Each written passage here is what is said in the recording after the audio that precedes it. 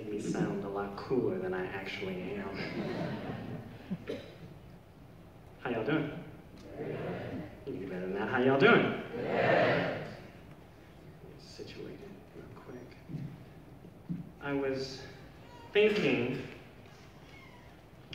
on my drive here today how excited you all must be. In fact, I'm curious, just by show of hands, work with Zion, is that right? Zion, work with me real quick. Just by show of hands, everybody, how many of you last night could not fall asleep as quickly as you normally would because you were a little bit excited and laughing? It's okay, you can raise your hand, it's okay. In fact, let me ask you this question. How many of you woke up a little bit earlier than you normally do on any given Saturday morning this morning because you were excited? Okay, I'm talking to the right people. Okay, I'm just checking. In fact, if you are excited right now, if you're even just in a good mood, do me a favor, just say it out loud. This is good. In fact, let me help you out. In fact, just repeat with me. Just say this. I'm so excited. I'm so excited. Say it like you mean it. I'm so excited. I'm so excited. And I just can't hide it. I'm about to lose control and I think I like it. About to lose control and I think I like it. This is where the ceremony goes downhill. I know that many of you are excited to hear from the coolest speaker, the coolest stranger that will present at your graduation today. Yes, that's me, the cool stranger. I want to get that stranger part out of the way because for the next 57 minutes of my talk, I'm going to be your good friend. In fact, I'm going to upgrade myself. Wait for it. I'm going to be your best friend. I know it's rather sudden, but stick with me. In fact, how many of you, just raise your hand real quick, how many of you already have a best friend? Maybe even in this one. Okay, that's cool. Do me a favor. For the next hour, get rid of them. Because I know we just met, but my bio alone is credible enough. So at the end of this, I know we're going to be really close and chummy. How close and chummy, you ask? I'm glad you asked. We're going to be so close and chummy that you all will want to let me borrow money. And no. Stick with me for a second. I know how these graduations go. Let me check this out, because last time I checked, graduation day often comes with a graduation party. And the parties usually equal money. In fact, how many of you, by show of hands, have a graduation party later today or this weekend? Okay, good. I'll see you tonight. Okay, that's cool. Anyway, back to me being your best friend. Okay, just play along with me. Who's your best friend? Yeah. Oh, come on, say it like, who's your best friend? Yeah. Okay, good, just checking. All right, so your best friend is in the car today, and he's on his way here for this lovely ceremony, and the radio is on, and the girl is singing on the radio, and I'm trying to think of what I'm going to say to you all this morning for this hour speech that I'm supposed to give. I'm sorry, what? It's only 13 minutes? Oh, shoot, well, this is about to be on fleek then. Okay. Told you I was cool. So your best friend, me, is in the car, and I'm thinking of what to say for my 13 minutes, and the girl is singing on the radio, and I'm trying to get to the place in my brain that does all of the thinking. I'm trying to get to that department in my head that does, in fact, I didn't even know if it was open this early in the morning, and don't laugh. Because I know some of your parents have thought the very same thing about you and wondering if you have a thinking department in your brain. In fact, let me ask you a question. Show of hands again. How many of you have ever had a parent or loved one say to you in this tone, "What were you thinking?" Good, then I'm talking to the right people. They wondered if you had a thinking department in your brain. But anyway, back to me. So I'm in the car. I'm in the car trying to think, and the girl keeps singing. She's on the radio and she's singing, and I'm trying to wait for my brain to wake up, and I had to, I start to listen to her words. I'm really listening to what she's saying to me. And then I actually pulled over so I could hear the girl on the radio and what she was singing, and her words were better than Hemingway. Her words were more powerful than Shakespeare. And it got to me. It really did. In fact, do you want to know what she was saying? Ask me what she was saying. I'm glad you asked. She said, and I quote, "The player's gonna play, play, play, play, play." And the haters, listen to me now, this is deep. And the haters gonna hate, hate, hate, hate, hate. But I'm just gonna shake, shake, shake, shake it off, shake it off. I mean, these words, have you heard this? Have you heard it? This is good. I had to write it down. It was like poetry. This goddess was singing to me on the radio, and I'm over on the side of the road on Colorado Boulevard, and she said it with such authority. She was like, "I never miss a beat. I am lightning on my feet." And that's what they don't see. That's what they don't see. And I'm telling you, this brought tears to my eyes. In fact, I see some of you out there. Alfredo Cortez, I see you crying. I see you crying. It's okay, dude. Wipe them away. Wipe them away. It's okay. So, the girl continued her poetic song, "Shake It Off." Shake it. In fact, y'all say that with me. Shake it off, shake it off. See, I told you we was gonna be best friends. And she's singing to the radio, to me on the radio, and I'm pulled over on the side of the road, and my thinking department in my brain finally opened, and I began to wonder. I was curious as to what you all might be feeling right now. Maybe you're just relieved that this day has finally come. Maybe you're sad because your other best friends and you won't see each other as much. Maybe you got so much going on inside that you wish you could just shake it off. Shake it off. I mean, seriously, I couldn't help but to think how you all must be feeling here at Highline, because some of you have been here for a long time, am I right? Show of hands, real quick. How many of you, let's just 8th grade, how many of you were here in 6th grade? Who was here in 6th grade? Okay, what about 3rd grade? 3rd grade folks? 2nd grade? Okay, showing off. Okay, who's here since kindergarten? Oh, hi, impressive, impressive. You know, kindergarten had me thinking, you know, I was talking to my niece. What's your name, sir? I'm sorry? Aman. I'm hard of hearing. It happens when you get my age. So Aman, I was talking to my niece. She's 6 years old. She's in kindergarten. And I asked her what she was learning in kindergarten. And with the same gumption and positive attitude as that girl I was listening to this morning on the radio, my niece looked up at me and she said, "Wake up and rise up." I thought to myself, whoa, that's a simple phrase, but with a very poignant meaning. Wake up and rise up. Now, to wake up, as you know, is to come out of slumber, to be alive, to be aware. And she said, wake up and rise up. Wake up and be present as to where you are. Rise up is to stand with great pride, stand tall. It is to do something. You must wake up and rise up to meet your challenges so that you may recognize your strength. Uh-oh, that's point number 2. Recognize your strengths. You see, to recognize is to give adulation or praise. And your strengths, well, you know what that is, don't you? You know what your strengths is. It's your brain power, your smarts, you know, like the people in the new X-Men movie. You know what I'm talking about.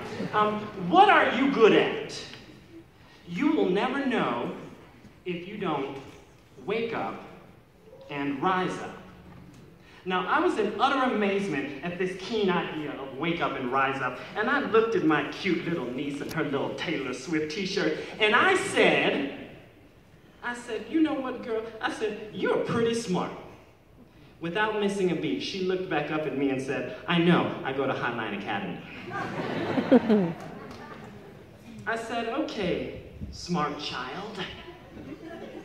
What else can you tell me? And you know how 6-year-olds are. They think they know everything. And she looked up at me and she said, don't be a bully. And she ran off to play. And I thought about it for a second. Her don't be a bully statement, it kind of caught me off guard, because if a 6-year-old can say that, it means that somewhere an 8-year-old, a 13-year-old, or a 16-year-old is doing it. They are bullying. You see what I'm saying? And it made me sad for a second, because I was thinking, if you wake up and rise up to recognize your strengths, hopefully being the mean kid is not one of those strengths. Now, bullying. I remember way back when your best friend DeMarcio, that's me, right? Your best friend was about 11 years old. Now, this is back before there was the internet. I know, right? I know, I heard it, the gasp.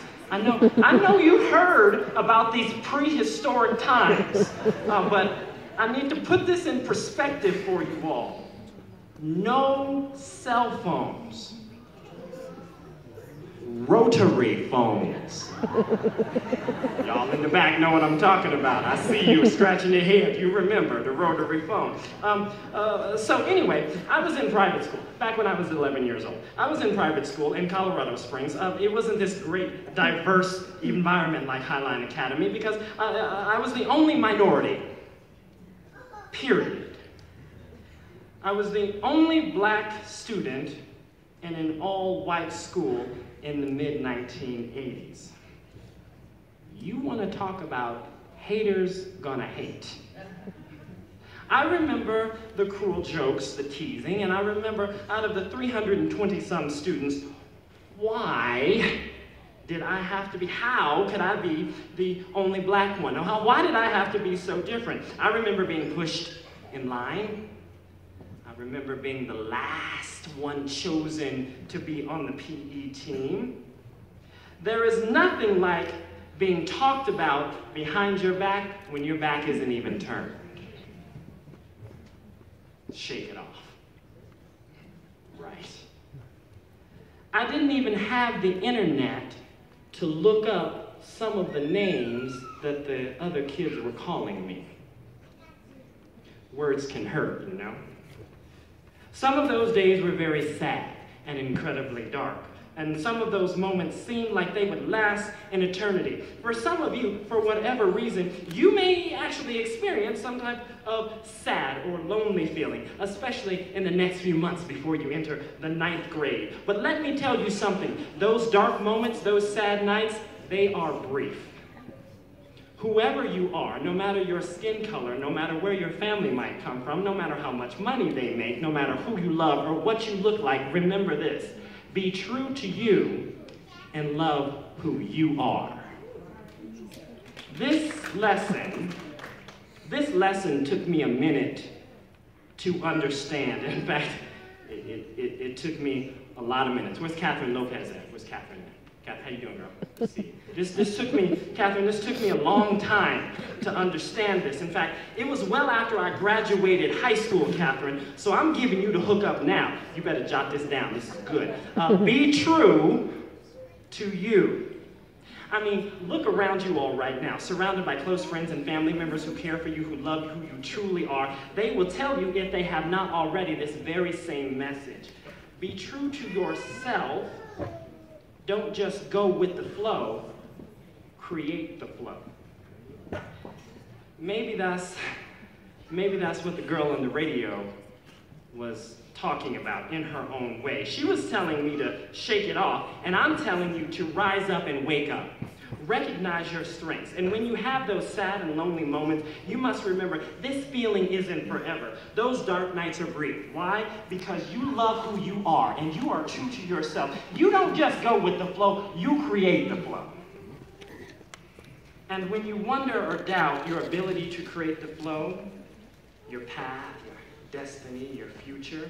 I just want you to think back on all the incredible experiences provided by the faculty and the teachers at Highline Academy. They have been leading you for years to wake up and rise up. They have pushed you to recognize your strengths. They have helped console you during those dark days. They have been in your shoes once upon a time, and they understand that this too shall pass. These esteemed teachers were and still are determined to help you create your rhythm, your flow, your future, so that you can not only be true to yourself, but so that you can be the best you, and I feel that they deserve your applause.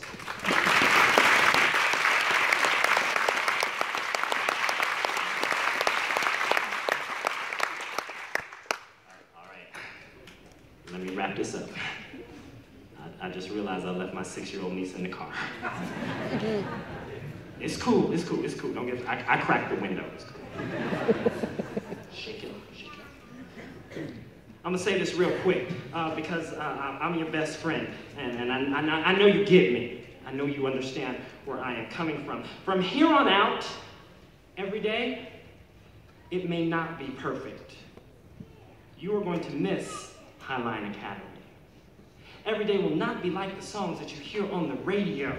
And in fact, I'm telling y'all, some days are really gonna suck. But here's what you gotta do. Embrace for a better tomorrow. In fact, all of y'all say that with me. Embrace for a better tomorrow.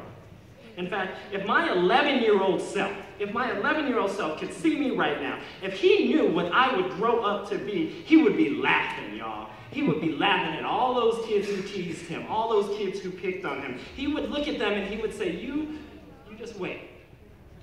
You just wait and see. You know, it was actually just about the 8th grade that I created my flow, my style, and I pushed to get better. You see, right around then, I knew I was different. I didn't exactly know what it was, but I knew it was something that made me different from those other kids. But it was okay. Why? Because I was true to myself. I owned it then and I own it today. I didn't know everything, but I'm certain of this. Quitters never win and winners don't quit. Where are my winners at? Where are my winners at? I may not come in first, but I finish my best every time. I reach. I know my responsibilities, and I'm empowered to do what positively affects myself and those around me. I write down my aspirations, and I don't just wait for someone to present them to me. I go out and make them happen. I own my role as a citizen in my community, and I act with integrity and honesty to be the best DeMarcio I can be. Now, DeMarcio, me, your best friend, needs you to reach to be the best you. Any best friend would want that for you.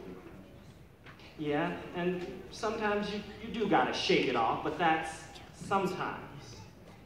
Every day, you need to wake up and rise up. When challenges come your way, you must be true to you.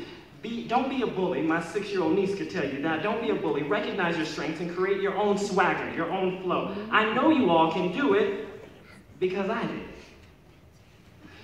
When your best friend was, 11 years old, you heard me say this, I got super picked on for being really skinny and having a cleft palate and being the only black kid in school. But check this out. 3 weeks from this very day, your best friend DeMarcio is going to reach.